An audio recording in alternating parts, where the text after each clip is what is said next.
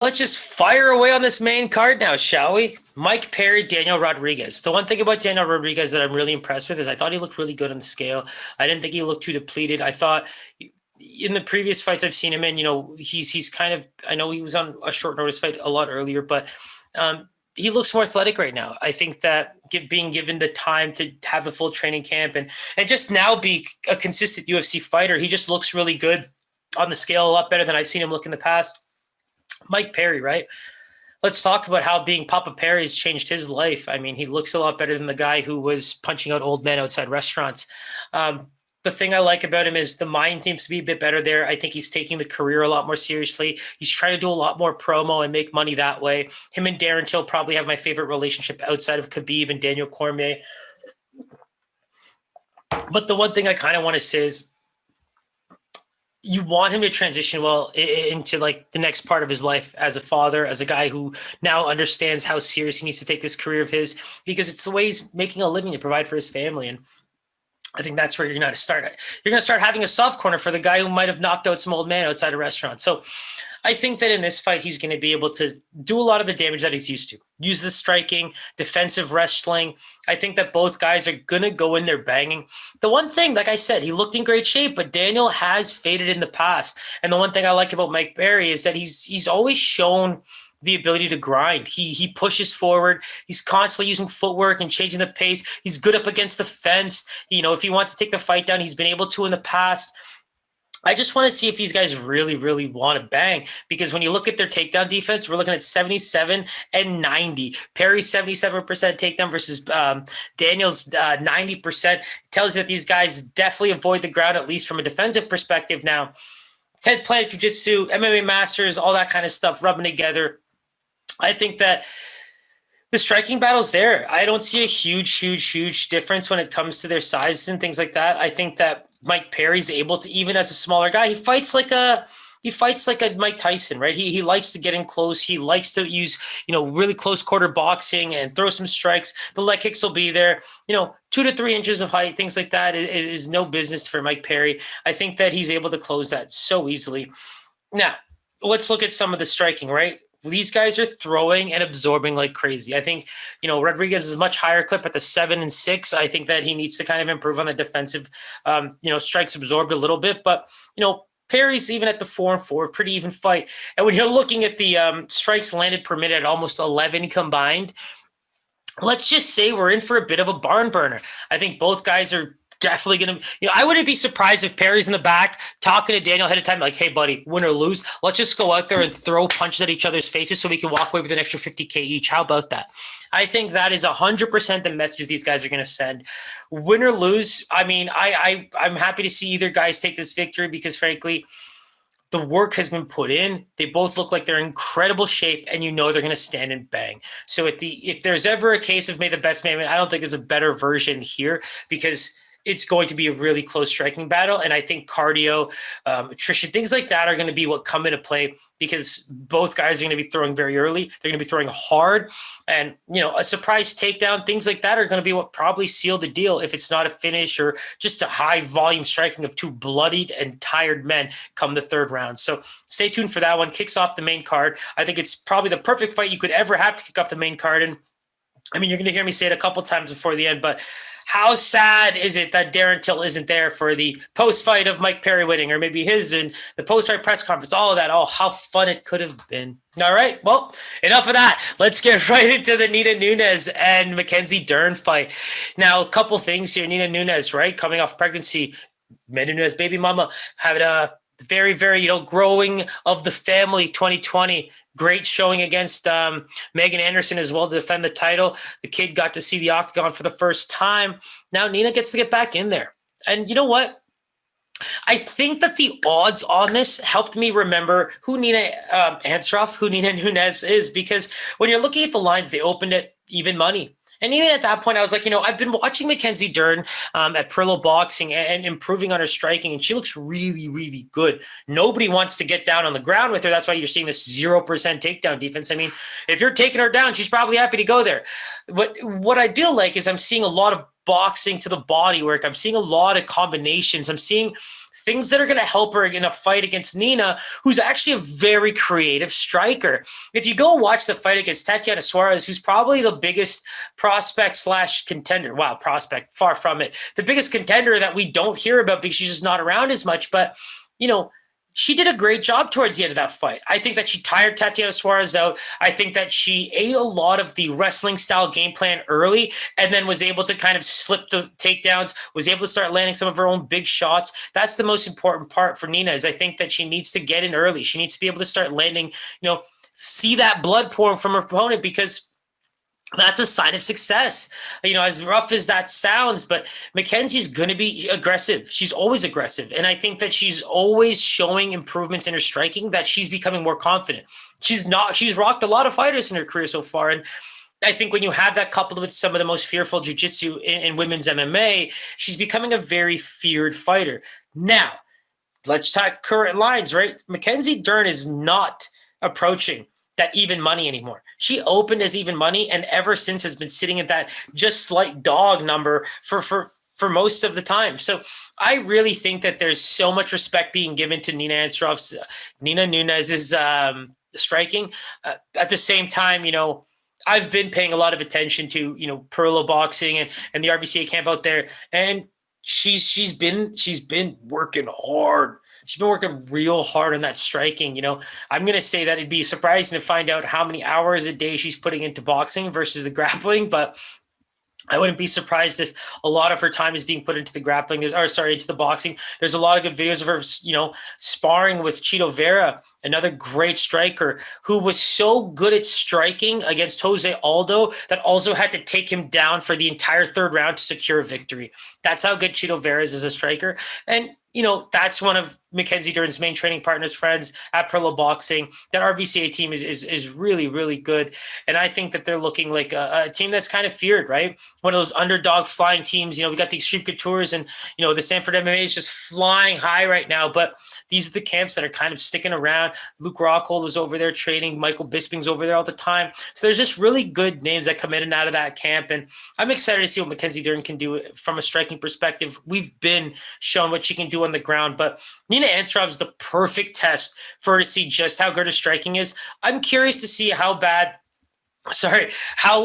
rusty Nina might be given the time off that she's had. But, you go back to her past fights and you got to say that the girl's seen it all. I'm pretty impressed with the fact that her wins include, outside that Tatiana Suarez loss, Claudia Gadelha, Randa Marcos, Angela Hill. Like, that's a 4-fight win streak in 2017, 2018 that, you really do have to kind of give a pat on the back to Nina. So if she's able to come back in that similar form after the loss to Tatiana Suarez, after having the baby, we're still looking at who was actually the third-ranked fighter in the division when she fought Tatiana Suarez after going on that 4-fight win streak. So there's a reason why she's currently ranked, and there's a reason why that she's actually coming in at even money and now looking at the slight favorite.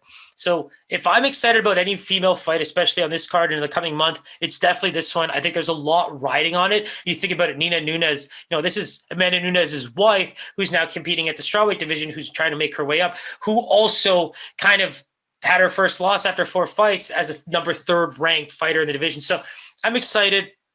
I do think that it's going to be one where, whoever comes out of this is going to be getting a really, really good fight in the coming months. Probably a main card, potentially co-main event. I think Mackenzie Dern is definitely ready for co-main events if she's able to pull this off. But this is really, really close. And I think that the odds suggest that. And even diving into Nina a bit more and looking back at some of the things we might have forgotten kind of help really solidify why the lines look the way they do. So stay tuned for it. I'm absolutely excited for it. I think it's going to be amazing.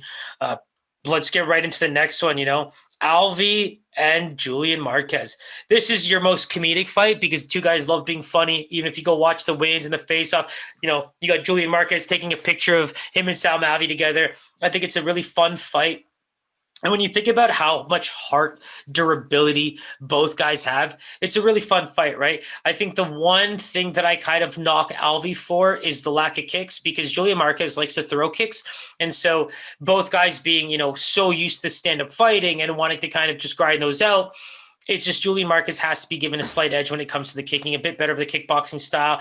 Alvey, just great puncher, loves to throw that big hands, coming in hard. It's funny, right? I want to make a quick joke of I think employing some of that classic Team Quest wrestling style game plan is a perfect opportunity here for Sam.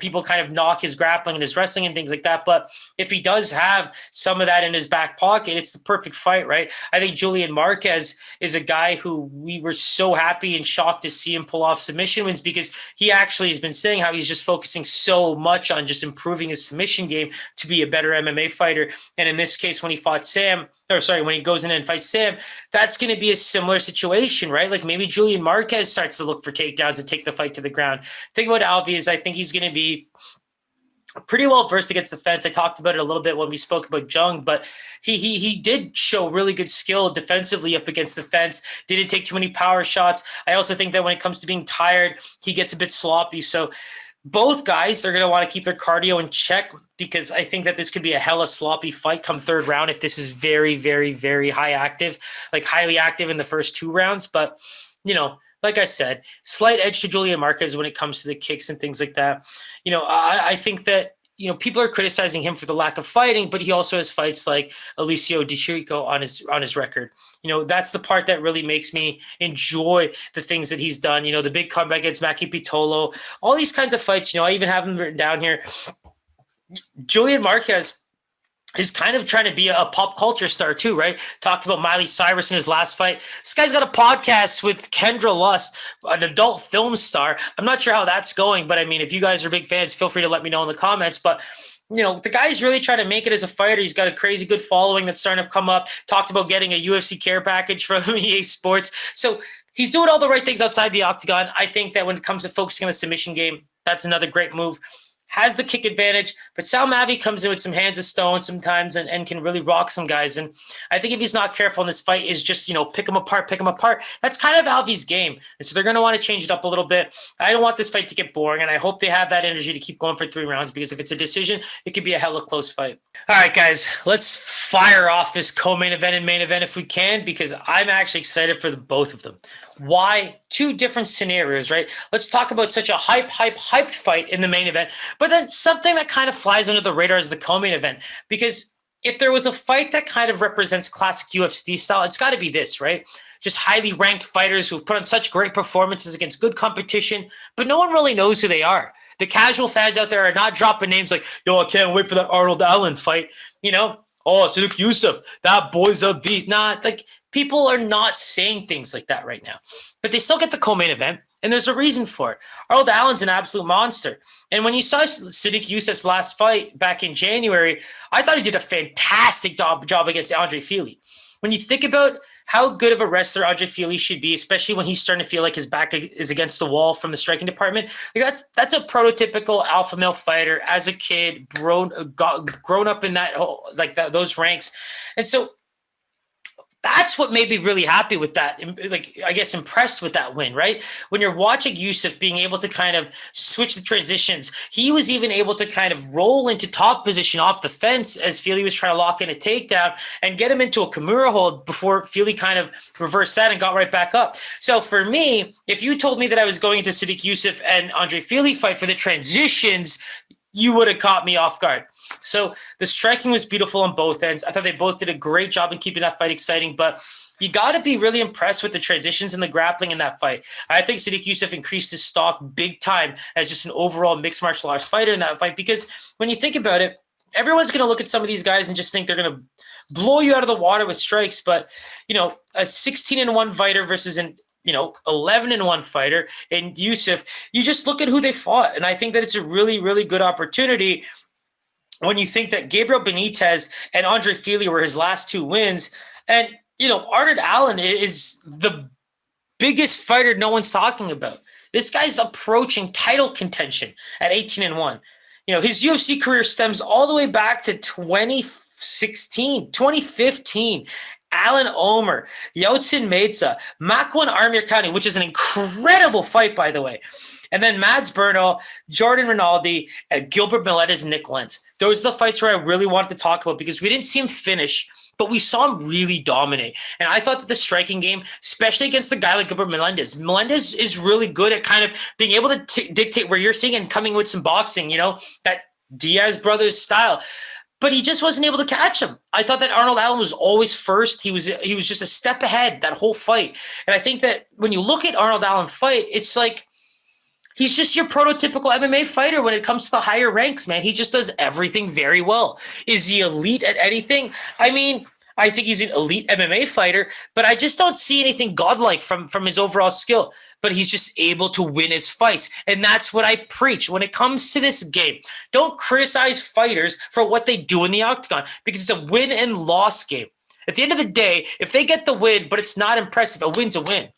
They might not get the bonuses. They might not get the approval by the big bosses, but they're moving up the ranks. They have to. It's part of the game.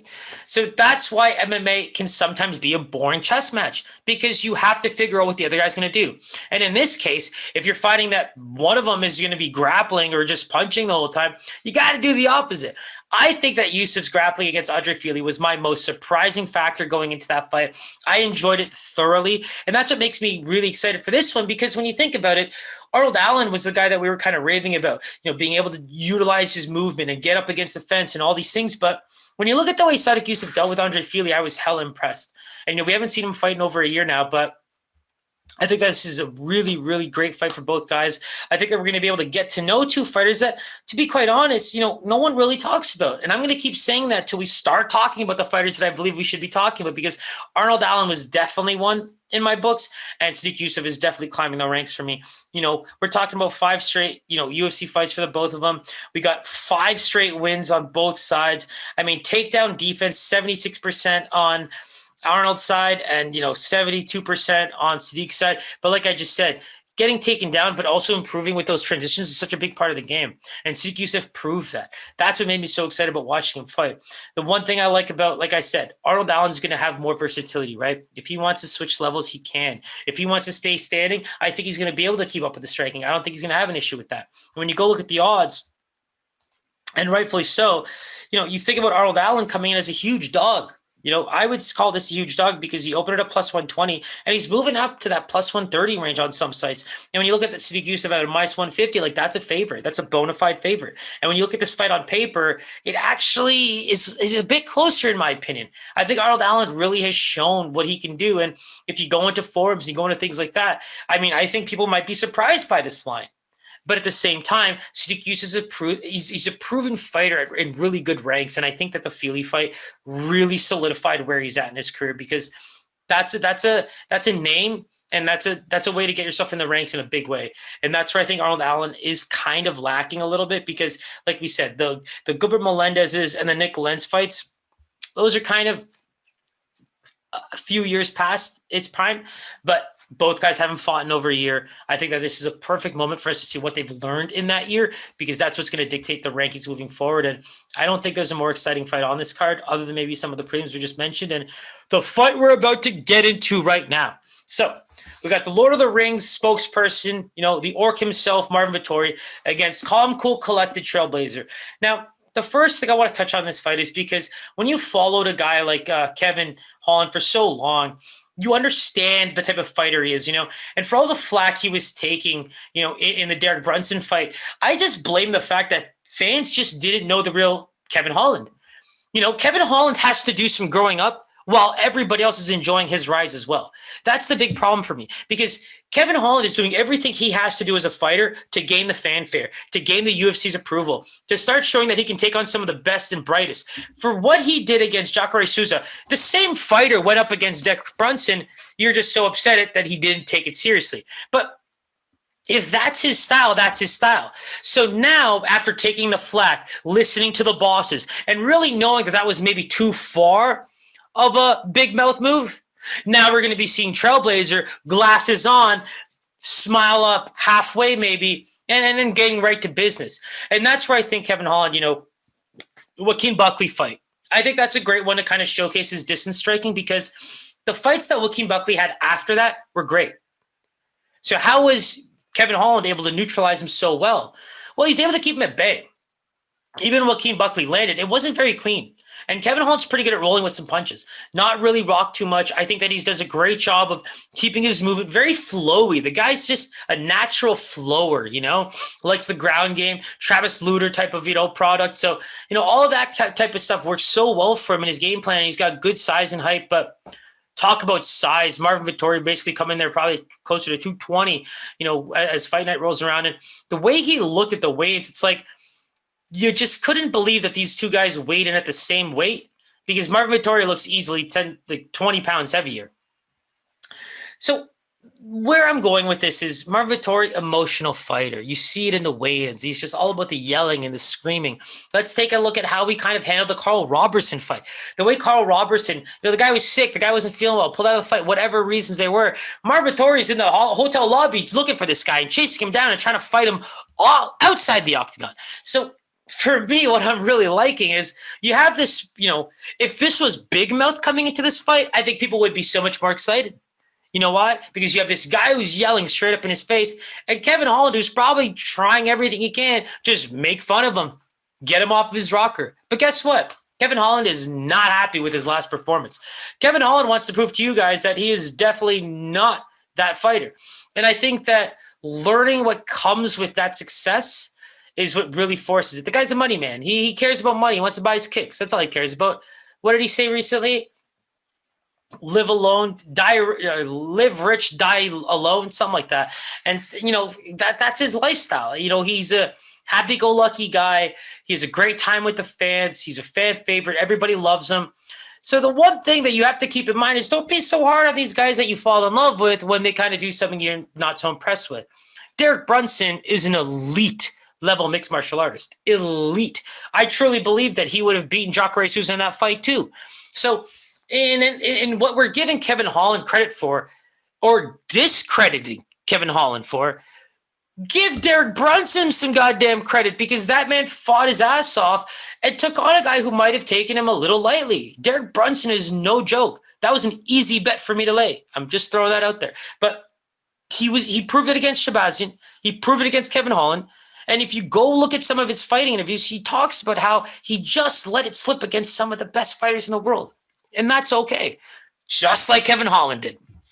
So looking at this fight, I think Marvin Vettori is going to be the aggressive fighter. I think that he's going to try to keep pushing forward, land big, powerful shots. But the cool thing about Kevin Holland is he's able to bring everybody down. He's able to mellow things out. I think he's going to be talking to Marvin Vettori in the octagon a little bit, but in a frustrating way. I think he wants to get an emotional fighter even more emotional, because that's when you make mistakes. Kevin Holland's really, really, really good at thinking on his feet and capitalizing on mistakes. The problem in the Derek Brunson fight is he might have been a little less focused on it, and Derek Brunson was ready to work an elite, godlike game plan against him. So everything was working against him in that fight, and now we've turned him into this new trailblazing type of guy. I hope we get to still see some Big Mouth, because frankly, I miss him. And I fell in love with both guys because I knew what I was getting myself into with Kevin Holland. But, plus 250, plus 260 dog, apex gangster. Marvin Vettori, biggest favorite on the card. Some sites throwing him at a minus 360. He looked beastly at the weigh-ins. This opened at a minus 300, so it's not like it's doing crazy jumping. The thing I like about Holland is I think he's going to have a surprising length and game plan when it comes to, maybe taking it down if the striking's too much. But short notice fight or not, he's been in camp for a really long time. I think he showed that he didn't take much damage against Derek Brunson fight, given how it went. So, a lot of proving ground for him. If Marvin Vettori loses this fight, I can see him being very devastated, because I think he's got his eyes on that, Israel Adesanya rematch, a split decision loss, things like that are what really stick with you. But, I think this is probably one of the better, overall underrated main events, if you will, to lose Darren Till the way we did, to lose out on Mike Perry and Darren Till on the same card like we did, blesses Kevin Holland's heart for, taking this fight and making it, a still great fight, because, frankly, if we lost this main event, I'm not so sure about what this card would look like. But that wraps it up for me, guys. Try to be as quick as possible, give you guys as much information as I can on these guys. It's going to be an absolutely amazing card, some amazing names that we want to see climb the ranks, win or lose. I think a lot of guys here we're happy to see them climb and grow. So keep it locked. If you haven't already, subscribe, hit the bell. We'll be back with plenty more UFC and MMA content. So keep it locked. Peace.